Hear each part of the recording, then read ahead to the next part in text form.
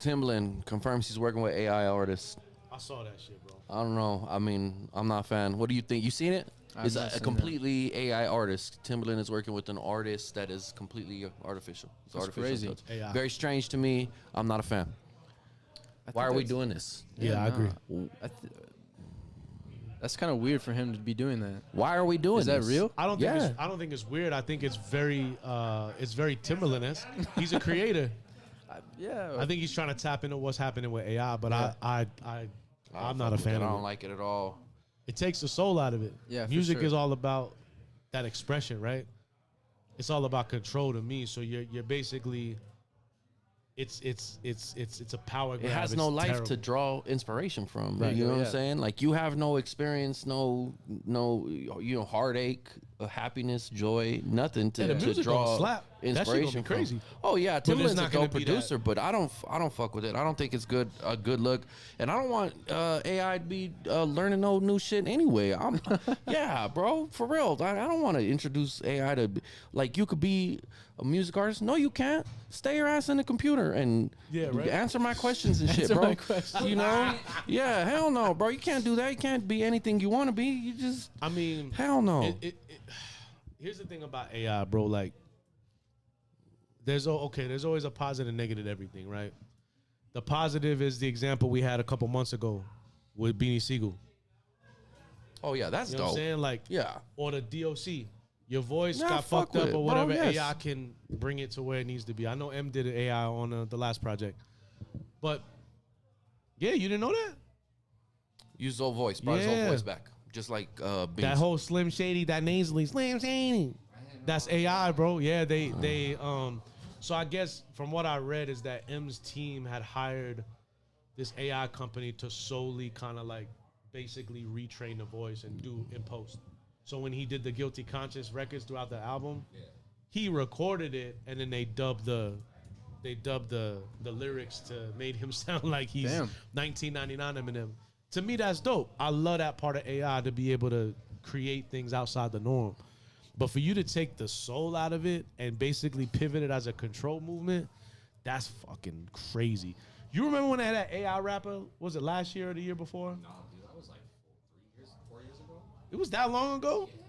Yeah. Damn. You remember seeing that with the AI rapper? Like, bro, I was like, bro, what are we doing? But it was like it posted and the shit was gone. Like nobody heard anything from that. Well, think of it. If the labels got control of that at that level, why do they need the artist? Why are they paying an artist? Like, think about it. If Fragile Boy's trying to get a deal, he's trying to make a business out of his situation. He's going to go to a major label that can basically copy his likeness and everything, and they don't need to pay him. It's all profit for the label. To me, that shit is so corny, bro. Y'all don't like it. That's why I tell you, the biggest piece of advice I have for you as an artist, bro, is that when you start getting, you got a buzz now, and I think your buzz is going to continually, go up. Do not let anybody come onto your block and say, I want to sell my product on your block because it looked good. You created that motherfucker. You created that block. That's your block. You own that shit. Don't let nobody come in and try to take your shit. Or I'm going to pump on your block and give you a percentage. Fuck no, I want 100. Mm-hmm.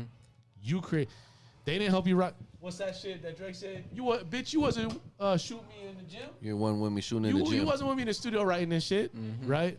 So don't fall for that shit because I'll tell you this story. I don't know if I shared it with y'all. I'm not going to say the name because it's irrelevant.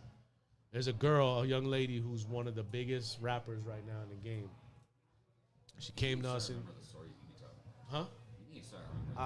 I don't remember who I tell because I don't really be telling a lot of people these things. But we had a young lady come into the office and she had a record. It was popping. Little Latina girl, big booty, Fire. looking girl, great looking girl, the whole nine, which is all these female rappers, and she's got a hot record. We sit down with her, we talk about what we can bring to the table, we educate her, like I kind of give you some education today as we talk. And the young lady goes across the street to Sony and signs a 360 deal. This girl got an exorbitant amount of money with a loan above 50%. And I see her now, and I'm very sad for her because on the outside, you look at her on social. Oh, she got money. She got jewels. She got a nice car. She got a banging body. She got no bread, bro.